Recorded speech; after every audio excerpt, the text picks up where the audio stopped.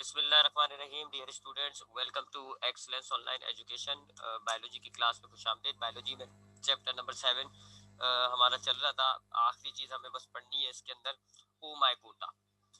तो हमने कल की क्लास में प्लाज्मोडियम की लाइफ साइकिल स्टडी की थी। आज हम बात करेंगे ओ माइकोटा की, और उसके बाद जो है इसकी दो एग्जांपल्स हैं, एक स्लाइम मोल्ड और एक वाटर मोल्ड। हमने उसको भी स्टडी करना है। तो हमने जैसे बात की थी कि ये जो किंगडम है, किंगडम प्रोक्टोक्टिस्टा, इसमें तीन बड़े ग्रुप होते हैं। एक कहलाता है एल्गी, एक कहलाता है प्रोटोजोआ, और एक कहलाता है ओ माइकोटा। दो हमने ग्रुप पढ़ लिए। एल्गी जो प्लांट की तरह होते हैं, प्रोटोजोआ जो एनिमल्स की तरह होता है, और तीसरा ग्रुप जो है वो कहलाता है Oomycota. They are plant like, or fungus like.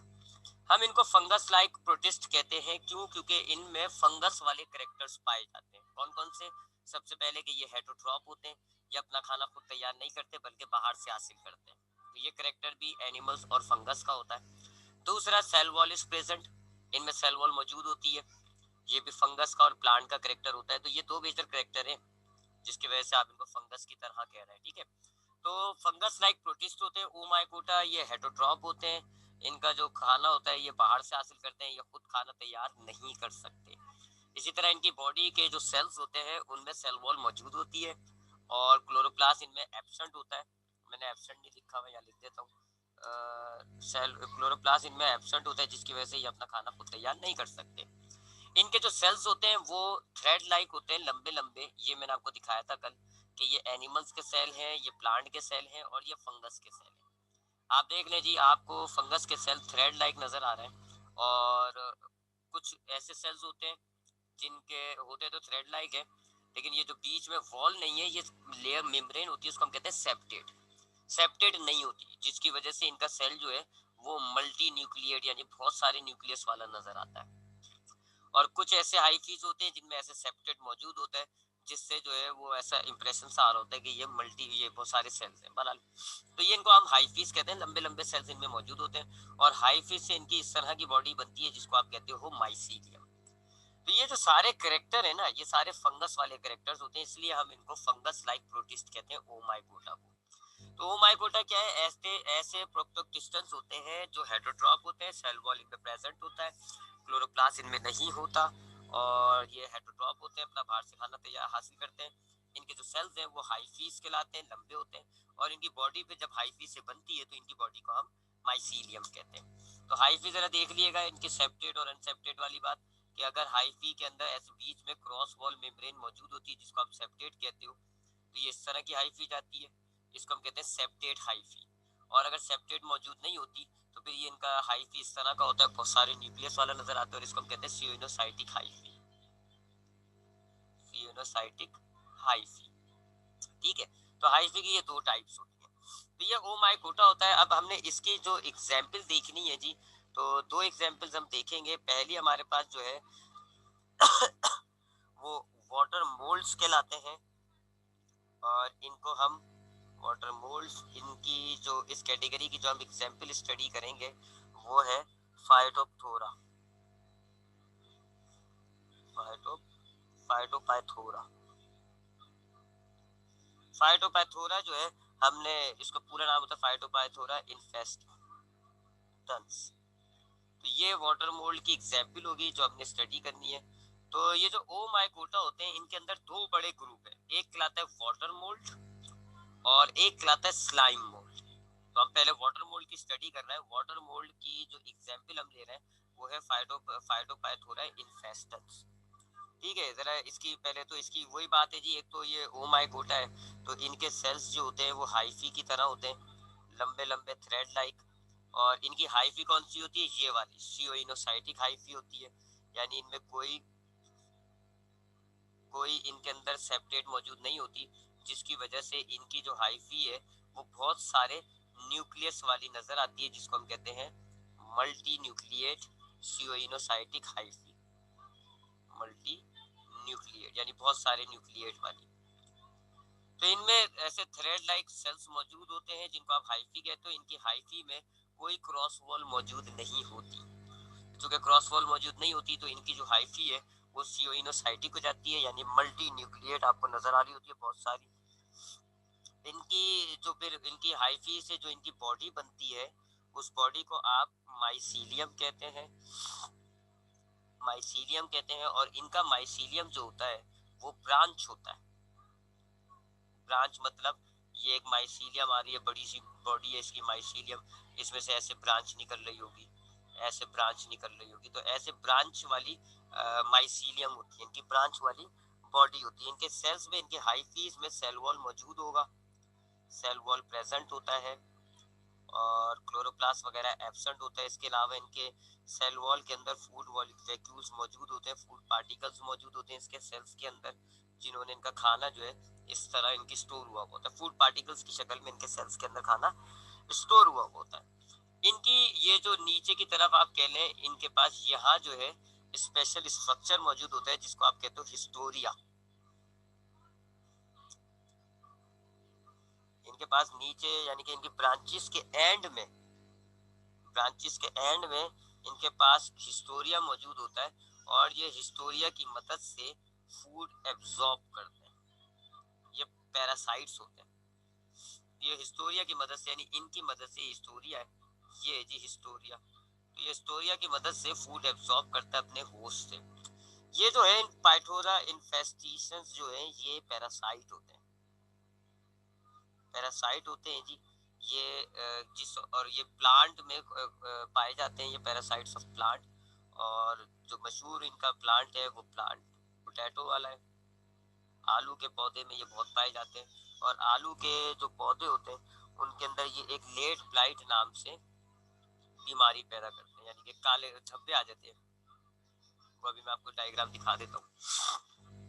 तो ये जो पाइटोफाइथोरा जो होता है ये एक पैरासाइटिक प्लांट है। ये जो आलू के पौधे होते हैं उनमें ये पाया जाता है, आलू के पौधों के अंदर ये एक बीमारी पैदा करता है। मैं आपको इसकी डायग्राम दिखा देता हूँ, डायग्राम मेरे पास है नहीं, डायग्राम मेरे पास फिलहाल अभी नहीं है। डायग्राम थी, मैंने निकाली थी, पता नहीं कहाँ चली गई। आप देख लीजिएगा, नेट पे सर्च भी कर सकते हैं आप। पत्तों पे ना, पौधों के ये जो पोटैटो के जो प्लांट्स होते हैं इनके पत्तों पे धब्बे आ जाते हैं, ब्राउन ब्राउन कलर के धब्बे आ जाते हैं। उसके बाद कुछ केसेस के अंदर आलू जो होता है, इनके आलू रूट्स में पाया जाता है, तो आलू पे भी ऐसे धब्बे आ जाते हैं, स्पॉट आ जाते हैं। उस बीमारी को आप कहते हो लेट ब्लाइट, और वो इसकी वजह से हो रहा होता है। ये जो है इनके लीफ के अंदर जाके बैठ जाता है और वहां पर जो है ये इनके खाना हासिल करता है। ठीक है, मैं आपको दिखा देता हूँ, इसकी तो डायग्राम है मेरे पास।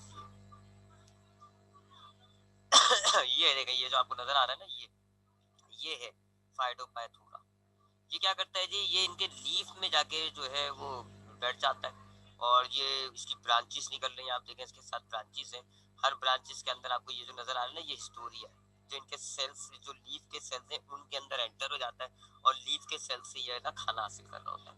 इसी तरह इनकी जो ब्रांचेस है स्टोमेटा के जरिए बाहर निकल जाती है, जहाँ ये रिप्रोडक्शन वगैरह करती है। तो ये फाइटोपैथोरा इन्फेस्टेशन, ये जो है पौधों के अंदर, पोटैटो के अंदर लेट ब्लाइट के नाम से एक बीमारी पैदा करता है, जिससे उनकी पूरी की पूरी जो है वो फसल खराब हो जाती है। अब जरा हम इसकी रिप्रोडक्शन और इसकी तरह लाइफ साइकिल को देखें, तो इसकी रिप्रोडक्शन और लाइफ साइकिल की भी आई हैव अ डायग्राम। मैं आपको डायग्राम दिखा देता हूँ, ये है डायग्राम,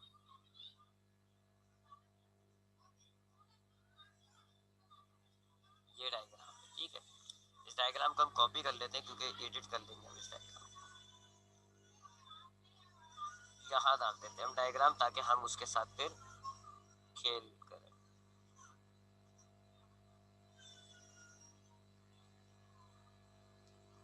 डायग्राम बड़ी छोटी सी आ रही है, चले ये आ गई डायग्राम हमारे पास। अच्छा, तो पहली जो ओ माय कोटा की हम पहली एग्जांपल ले रहे हैं वाटर मोल्ड। वाटर मोल्ड में जो मैं इनका ले रहा हूँ एग्जांपल, वो है पाइटोपैथोरा इन्फेस्टेशन। इसके सेल्स के बारे में मैंने आपको बता दिया, हाइफीज होती है, इनके लंबे लंबे थ्रेड लाइक सेल्स होते हैं, हाइफीज आप उनको कहते हैं। इनकी जो हाइफी होती है वो सीनेसाइटिक होती है। इन हाइफी से जो इनकी बॉडी बनती है उसको आप कहते हो माइसीलियम। इनकी बॉडी ब्रांच होती है, अभी आपको डायग्राम दिखाई थी, आपने देखा था ब्रांचेस बनी हुई थी इनकी बॉडी में। तो बॉडी जिनका जो माइसीलियम होता है वो ब्रांच होता है। इनके हाइफी में सेल वॉल मौजूद होगा, क्लोरोप्लास्ट नहीं होता है। इनके हाइफी में खाना जो है फूड पार्टिकल्स की सूरत में स्टोर हुआ हुआ होता है। और इनकी जो ब्रांचेस होती है हाइफी की, उनके एंड में हिस्टोरिया होती है मौजूद, जिनकी मदद से ये जो है सेल्स को पेनिट्रेट करते हैं, लीफ के सेल्स को, और उनमें से ये खाना एब्जॉर्ब करते हैं। ये पैरासाइटिक प्लांट होता है, ये पैरासाइटिक प्लांट कह रहा हूँ मैं, ये पैरासाइट होता है प्लांट्स का। पोटैटो के ये लीफ में पोटैटो की जो रूट्स होती है उनमें ये पाया जाता है। वहां बैठ के ये लीफ के सेल्स में अपनी हिस्टोरिया एंटर कर देता है, लीफ के सेल्स में ये खाना एब्जॉर्ब करता है, जिससे क्या होता है लीफ के वो सेल्स डैमेज हो जाते हैं और उस हिस्से के जो लीफ का जो कलर होता है वो ब्लैक या ब्राउन कलर का हो जाता है। इस तरह ये इनका लीफ जो है वो डैमेज हो रहा होता है। अब अगर हम इसकी लाइफ साइकिल देखें तो इसकी लाइफ साइकिल में एसेक्सुअल और सेक्सुअल दोनों टाइप का रिप्रोडक्शन मौजूद होता है। एसेक्सुअल भी और सेक्सुअल भी दोनों टाइप का रिप्रोडक्शन मौजूद होता है। यहाँ से हम स्टार्ट कर रहे हैं। देखें ये लीफ है जी, इसका ये लीफ ले लिया हमने। अब लीफ में ये जो आप देख रहे हैं ना धब्बा पड़ा हुआ है, ये जो स्पॉट पड़ा हुआ है, ये यहाँ पर ये फाइटोपैथोरा मौजूद है। तो ये हमने डायग्राम में दिखाया कि देखिए ये फाइटोपैथोरा है, ये उसकी ब्रांचेस हैं और यहाँ पर ये मौजूद होता है। अब इसकी अगर हम ब्रांच बनाएं, यहाँ पर ये इसकी ब्रांच हो रही है माइसीलियम है। तो माइसीलियम में से कुछ इसमें से ऐसे लंबी लंबी सी इरेक्ट ब्रांचेस निकलती हैं, उनको आप कहते हो स्पोरेंजियोफोर्स। स्पोरेंजियोफोर्स कहते हैं जी हम उनको। और स्पोरेंजियोफोर्स के एंड में ये आपको नजर आ रही है, ये स्पोरेंजियोफोर है जी। स्पोरेंजियोफोर के एंड में ये जो आपको पोर्शन नजर आ रहा है, यहाँ थोड़ा सा स्वेलिंग पोर्शन होता है, उसको हम कहते हैं स्पोरेंजिया। सिंगुलर है तो स्पोरेंजियम कहते हैं, ठीक है। तो ये देख लें, तो ये लीफ है आपका, लीफ के सेल्स के अंदर ये बैठा हुआ फाइटोपैथोरा इन्फेस्टन, ये इसकी पूरी बॉडी है। इसमें से कुछ जो है लंबी लंबी सी ब्रांचेस आ जाती हैं जिनको आप कहते हो स्पोरेंजियोफोर, और स्पोरेंजियोफोर की जो टिप होती है उसको आप कहते हो स्पोरेंजियम। स्पोरेंजियम में न्यूक्लियस होता है जो कि अपने आप को डिवाइड करते करते करते करते बहुत सारे ये सिंगुलर ये बना देता है स्पोर्स, और ये जो स्पोर्स होते हैं वो होते हैं जू स्पोर्स। जू स्पोर्स बना लेता है। स्पोरेंजियम का जो न्यूक्लियस होता है ये वाला, इससे छोड़ देगा, ये यहाँ पर चलेंगे हम, ये यहाँ से चलेंगे, ये वाली छोड़ देगा डायग्राम, ठीक है। इस हिस्से को आप छोड़ दें, इस हिस्से को। ये दूसरा टाइप का ये सेक्सुअल रिप्रोडक्शन है जो हमें नहीं डिस्कस करना, ठीक है। तो ये जो स्पोरेंजियम है इसका न्यूक्लियस बार बार अपने आप को रिपीटेड डिवीजन के साथ ये छोटे छोटे अपने अंदर स्पोर्स बना देता है। ये स्पोर्स होते हैं बाइफ्लैजिलेटेड जू स्पोर, यानी दो फ्लैजिला वाले जू स्पोर्स होते हैं, यानी कि मूव कर सकते हैं। तो इनके अंदर ये जो स्पोर्स तैयार होते हैं, हर एक स्पोर के अंदर दो दो फ्लैजिला मौजूद होते हैं एंड दे कैन स्विम, ये मूव कर सकते हैं, इसलिए आप इनको बायोफ्लैजिड जू स्पोर्स कह रहे हो। फिर ये वॉल इनकी स्पोरेंजियम की फटती है और ये जू स्पोर्स रिलीज हो जाते हैं। अब ये देख लें, ये जू स्पोर है, इसमें ये दो फ्लैजिला है, एक ये रहा फ्लैजिला, ये फ्लैजिला है, एक ये रहा फ्लैजिला, ठीक है। ये दो फ्लैजिला मौजूद होते हैं। अब ये इन फ्लैजिला की मदद से पानी में, ये जमीन में भी गिर जाते हैं, जमीन में पानी मौजूद होता है, वहां स्विमिंग वगैरह करते हैं, ट्रैवल करते करते ये पोटैटो तक पहुंच जाते हैं। या फिर इस तरह ये स्विमिंग करते करते लीफ पर आ जाते हैं, लीफ पर आकर इनका जो है ये फ्लैजिला रिमूव हो जाता है। जब फ्लैजिला रिमूव हो जाता है तो हम इसको कहते हैं फिर सिस्ट, और फिर ये सिस्ट जो है इसमें से इनकी ये जो ब्रांचेस है ये निकलना शुरू हो जाती है, ये ग्रोथ करता है जैसे कि सीड ग्रोथ करता है ना, ऐसे इनकी ये इस सिस्ट में से ऐसे ब्रांचेस निकलना शुरू हो जाती है और ये वो माइसीलियम होता है। फिर ये डेवलप होते होते पूरी इनकी माइसीलियम की बॉडी बन जाती है। तो ये हो गया इसका एसेक्सुअल रिप्रोडक्शन, ये एसेक्सुअल रिप्रोडक्शन करता है और इसको हम कहते हैं बाय जू स्पोर्स। तो दोबारा देखिएगा कि डायग्राम में ये आपके पास लीफ है, इसका ये जो कलर्ड पोज, ये जो धब्बा है यहाँ पर मौजूद है, ये फाइटोपैथोरा। इसमें कुछ इरेक्ट ब्रांचेस बनेंगी लंबी लंबी सी, जिनको आप कहोगे स्पोरेंजियोफोर। स्पोरेंजियोफोर की टिप में मौजूद होगा स्पोरेंजियम। स्पोरेंजियम में शुरू में एक न्यूक्लियस होता है, लेकिन वो रिपीटेड डिवीजन के साथ तैयार कर लेगा बायफ्लैजिलेटेड जू स्पोर्स। जब स्पोरेंजियम फटेगा तो ये जू स्पोर्स निकलेंगे, स्विमिंग करेंगे। फेवरेबल कंडीशंस जब आ जाती है, ये अपने मकाम पे पहुंच जाता है, लीफ वगैरह के स्टोमेटा के जरिए वापस दूसरे लीफ में एंटर हो जाएगा। ये ट्रेवल करते करते कुछ दूसरे लीव्स होते हैं ना जो इन्फेक्ट नहीं हुए होते, उनके स्टोमेटा के जरिए ये अंदर चला जाएगा। तो जब ये कंडीशंस अच्छी हो जाती है, जो अपने रिमूव कर देता है फ्लैजिला, सिस्ट बन जाता है और फिर सिस्ट में से ग्रोथ होती है और ये जो है नया माइसीलियम तैयार हो जाता है। ये इस तरीके से एसेक्सुअल कर रहा है। अच्छा, सेक्सुअल भी करता है। ये सेक्सुअल किस तरह करता है, इनके अंदर यहाँ पे देखिएगा, इनके अंदर कुछ ब्रांचेस ऐसी निकलती हैं जिनके अंदर खास स्ट्रक्चर डेवलप होता है, ठीक है। ये मैंने आपको बताया, जैसे कि दोबारा डायग्राम बना लेता हूँ यहाँ पे। कुछ ब्रांचेस तो स्पोरेंजियोफोर बनती है, कुछ ब्रांचेस ऐसी निकलती हैं जी इसके अंदर से, ये आ रही है ब्रांचेस, जिनमें से स्पेशल स्ट्रक्चर डिवेलप होता है। ठीक है, तो अलग अलग ब्रांचेस ले ली, इनमें स्पेशल स्ट्रक्चर डिवेलप होगा, स्पोरेंजियोफोर नहीं बनेगा, स्पोरेंजियम नहीं बनेगा, स्पेशल स्ट्रक्चर बनेगा। एक कहलाएगा ओकोनियम जो कि फीमेल गैमेट तैयार करेगा, और एक कहलाएगा एंथीरिडियम, ये मेल गैमेट तैयार करता है। ठीक है, तो कुछ ब्रांचेस जिनको सेक्सुअल रिप्रोडक्शन करनी होती है उनमें से कुछ ब्रांचेस में ओकोनियम डेवलप हो जाएगा जो कि फीमेल पार्ट हो गया, और कुछ ब्रांचेस में एंथीरिडियम डेवलप हो जाएगा जो कि मेल पार्ट हो गया। ठीक है, तो यहाँ पर डायग्राम में लाइफ साइकिल की जो डायग्राम है उसमें ये जो है ब्लू वाले ये ओकोनियम है और ये एंथीरिडियम है। दोनों के अंदर न्यूक्लियस होता है जो अपने आप को डिवाइड करता है, अपने आप को डिवाइड करेगा, बहुत सारे डिवाइड करने के बाद ये गैमेट्स तैयार कर लेगा। अब ये जो ब्लू ब्लू है ये गैमेट्स हो गए, फिर एंथीरिडियम में से गैमेट्स निकलेगा और ओगोनियम में चला जाएगा। एंथीरिडियम में से देखें ये पर्पल वाला ये जो है ये ओगोनियम में चला गया गैमेट्स। अब ओगोनियम में चला जाएगा तो ये दोनों गैमेट्स मिल जाएंगे और ये बन जाएगा जाइगोट। इनके जाइगोट को आप कहते हो ओ स्पोर। अब जब जाइगोट डेवलप करेगा तो जाइगोट अपने अंदर डेवलप करते करते स्पोर्स तैयार करेगा, और फिर वही स्पोर्स जैसे अभी आपने यहाँ देखा कि स्पोर्स निकलेंगे, फटेंगे, स्पोर्स बाहर आएंगे और उनमें से जर्मिनेट हो जाएगा ये माइसीलियम। तो ये आपके पास हो गया फाइटोपैथोरा, एक इन्फेस्टिशियस प्लांट होता है ये।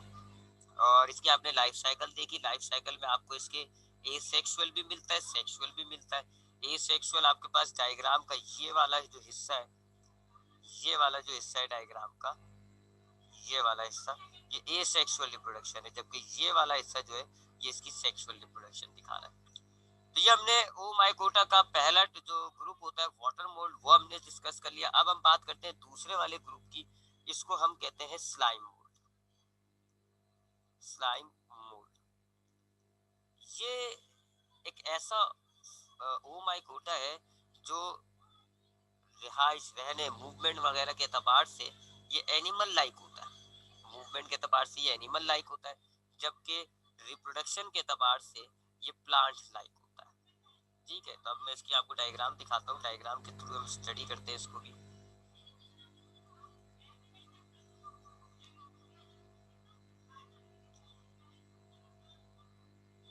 ये पहले तो इसकी ये वाली डायग्राम देखें, ये है स्लाइम मोल्ड।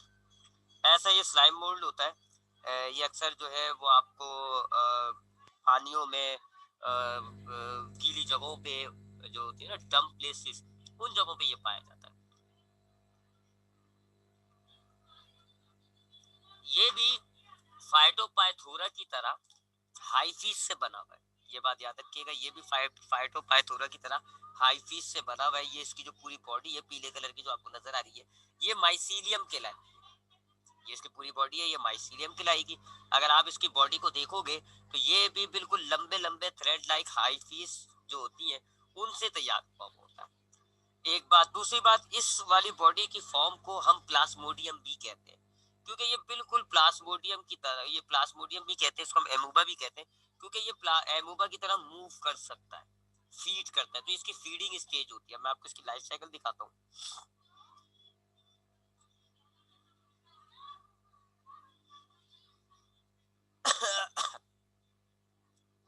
कॉपी कर लेते हैं हम, यहाँ पे सॉफ्टवेयर पे चले जाते हैं, यहाँ पे इसको पेस्ट कर देते हैं।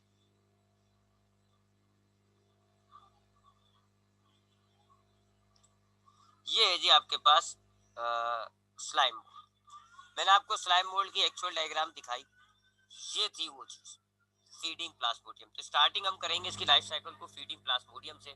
आपने देखा कि किस तरह का इसका स्ट्रक्चर होता है। आप इसकी बॉडी को माइसीलियम ही कहते हैं और वो लंबे लंबे थ्रेड लाइक सेल से ही बनी हुई होती है, लेकिन इस पहली फॉर्म को हम प्लाज्मोडियम यूं कह रहे होते हैं क्योंकि ये एनिमल की तरह होता है। एनिमल की तरह ये मूव करता है, एमीबा की तरह इसमें से प्लाज्मोडियम निकलते हैं और ये उन प्लाज्मोडियम की तरह से बैक्टीरिया को, छोटे प्रोटोजोन्स को खाता है। तो इस स्टेज में ये अपने जैसे ये इसकी बॉडी है, इसमें से ऐसे प्लाज्मोडियम निकल आते हैं लंबे लंबे से, ऐसे ऐसे प्लाज्मोडियम लगना निकल आते हैं, जिसकी वजह से इसका जो है इरेगुलर शेप होता है। ये बैक्टीरिया वगैरह को इन प्लाज्मोडियम की वजह से कैच करता है। क्योंकि इस स्टेज में ये खाना खा रहा होता है, अपने आप को ग्रोथ कर रहा होता है, तो इसको हम कहते हैं इस स्टेज को फीडिंग प्लाज्मोडियम। फिर क्या होता है जी, ये अपने आप को मैच्योरिटी की तरफ लेकर जाता है। अपने आप को मिच्योर करता है, और मिच्योर तो इस तरह का होता है, इनमें से लंबे लंबे से ऐसे बॉल टाइप की स्पोरेंजियम और लंबी लंबी ब्रांचेस निकलना शुरू हो जाती है। ब्रांच को हम कहते हैं स्टाल्क, और जो बॉल लाइक स्ट्रक्चर पाया जा रहा है इसको हम कहते हैं स्पोरेंजियम। तो जब ये खूब फीडिंग कर लेता है तो उसके बाद ये जो है टूट फूट का शिकार हो जाता है, और इसमें से ऐसे लंबे लंबे से ये जो आपके पास है ऐसे स्ट्रक्चर डिवेलप होना शुरू हो जाते हैं। इनमें से ये चीज जो है टंटी को आप स्टार्क कहते हो, और ये होता है स्पोरेंजियम। अब स्पोरेंजियम के अंदर मायोसिस की मदद से छोटे छोटे स्पोर्स तैयार होते हैं। बहुत सारे स्पोरेंजियम, जैसे अभी आपने पीछे वाले जो था फाइटोपैथोरा उसमें भी देखा था स्पोरेंजियम ने स्पोर्स बनाए थे। तो अब ये जो स्पोरेंजियम है इसके अंदर मायोसिस होगा, और उससे छोटे छोटे स्पोर्स तैयार होंगे, फिर ये स्पोरेंजियम फटेगा और ये स्पोर्स बाहर आएंगे। ये स्पोर्स जो होते हैं इनकी जो आउटर कवरिंग होती है बड़ी सख्त होती है, अंदर एक न्यूक्लियस मौजूद होता है, तो इनकी जो वॉल है वो बड़ी हार्ड होती है सीट की तरह की, और अंदर एक न्यूक्लियस मौजूद होता है। फिर ये अपने आप को जब ये स्पोर्स फट गई, स्पोरेंजियम फटता है, स्पोर्स बाहर आ जाते हैं, तो फिर ये जर्मिनेट करना शुरू करते हैं। इनके अंदर ये जो सेल होता है अंदर, ये ग्रोथ करता है आहिस्ता आहिस्ता, ये वॉल फट जाती है और ये अंदर से बाहर निकलना शुरू होता है। अब ये जो जर्मिनेट हो रहा होता है तो ये दो फॉर्म के अंदर जर्मिनेट होता है, दो शक्लों में जर्मिनेट होगा। या तो ये इस शक्ल में जर्मिनेट होगा, इसको आप कहते हो एमीबॉइड सेल, यानी बिल्कुल फीडिंग प्लाज्मोडियम की तरह होगा लेकिन जरा छोटे साइज का होता है, एमीबा की तरह का शेप होता है, कोई पर्टिकुलर शेप नहीं होता। या फिर कुछ स्पोर्स इस तरह जर्मिनेट करेंगे कि उनमें से निकलेंगे ये फ्लैजिलेटेड सेल्स, यानी सेल्स होंगे लेकिन उसमें फ्लैजिला मौजूद होगा। ठीक है, तो इनका जब स्पोर जर्मिनेट होगा तो या तो जर्मिनेट हो जाएगा वो एमीबॉइड सेल में, या वो जर्मिनेट हो जाएगा फ्लैजिलेटेड सेल्स में। फिर ये दोनों एमीबॉइड हो तो दो एमीबा आपस में मिल जाएंगे, सिंगेमी कहते हैं आप इस प्रोसेस को, जाइगोट बन जाता है। ठीक है, ये दोनों एक लिहाज से गैमेट्स हो गए, ये दोनों मिल जाएंगे, ये जाइगोट बन गया। या फ्लैजिलेटेड सेल्स होते हैं तो वो भी आपस में मिल जाएंगे और जाइगोट तैयार होगा। ठीक है, अब ये जाइगोट आहिस्ता आहिस्ता जब डेवलप करेगा तो वापस वही फीडिंग प्लाज्मोडियम बन जाएगा। तो ये इसकी लाइफ साइकिल हो गई। इसमें ये जो थी मायोसिस के जरिए जो इसने स्पोर्स तैयार किया था, ये एसेक्सुअल रिप्रोडक्शन थी, और ये जो दो एमीबाइड सेल या दो फ्लैजिलेटेड सेल आपस में मिलकर जाइगोट बना रहे हैं, तो ये थी इसकी सेक्सुअल रिप्रोडक्शन। तो इसमें भी दोनों टाइप का रिप्रोडक्शन पाया जा रहा है, सेक्सुअल भी और एसेक्सुअल भी। तो ये होता है स्लाइम मोल्ड। ये भी फंगस की तरह का हो गया क्योंकि इसकी बॉडी भी माइसीलियम है, हेटेरोट्रॉप होता है, ये सेल वॉल इसके सेल्स में मौजूद होता है, थ्रेड लाइक सेल्स होते हैं। इसको स्लाइम क्यों कह रहे होते हैं, क्योंकि अक्सर आपने देखा होगा बच्चों की एक आजकल खिलौना आ रहा है स्लाइम टाइप का होता है, जिसको आप इसको मोड़ ताड़ के उसका शेप चेंज कर देते हैं, ये इसका साथ कहानी होती है। ये भी आपको स्लाइम की तरह नजर आ रहा होता है, इसका स्ट्रक्चर चेंज हो जाता है, ये मैंने आपको बताया ना एबीबा की तरह। तो that is why it is called slime mould. तो ये ओ माई कोटा था। ओ माई कोटा क्या होता है जी, ऐसे प्रोक्टोक्टिस्टा होते हैं जो कि फंगस वाले कैरेक्टर्स रखते हैं, यानी हेटेरोट्रॉप होते हैं, सेल वॉल मौजूद होता है, और हाइफिस नाम के सेल्स मौजूद होते हैं। दो एग्जांपल्स हमने इनकी पढ़ी, एक थी वाटर मोल्ड, उसमें हमने पढ़ा फाइटोप्लैंक्टन इन्फेस्टेंस, और दूसरी हमने एग्जांपल पढ़ी स्लाइम मोल्ड। स्लाइम मोल्ड के अंदर ये आपके पास मौजूद है, दोनों की लाइफ साइकिल स्टडी की, दोनों में आपने देखा कि हाइफिस नाम के थ्रेड लाइक सेल्स मौजूद हैं, दोनों सेक्सुअल और एसेक्सुअल रिप्रोडक्शन करते हैं। यहाँ आपका ये चैप्टर जो है वो भी कंप्लीट हो जाता है। तो आपने इस चैप्टर को स्टडी कर लिया, आपने देखा इस चैप्टर के अंदर दूसरा किंगडम जिसका नाम था किंगडम प्रोक्टोक्टिस्टा, आपने उसके अंदर जो तीन बड़े ग्रुप होते हैं एल्गी, प्रोटोजोआ और ओमाइकोटा, तीनों को स्टडी किया। एल्गी की आपने जो एग्जांपल पढ़ी पेपर पॉइंट ऑफ व्यू से अल्का, और पेपर पॉइंट ऑफ व्यू से क्लोरेला और अल्वा इंपॉर्टेंट होता है। आपने जो प्रोटोजोन्स पढ़ी तो पेपर पॉइंट ऑफ व्यू में उसकी खाली क्लासेस इंपॉर्टेंट होती है।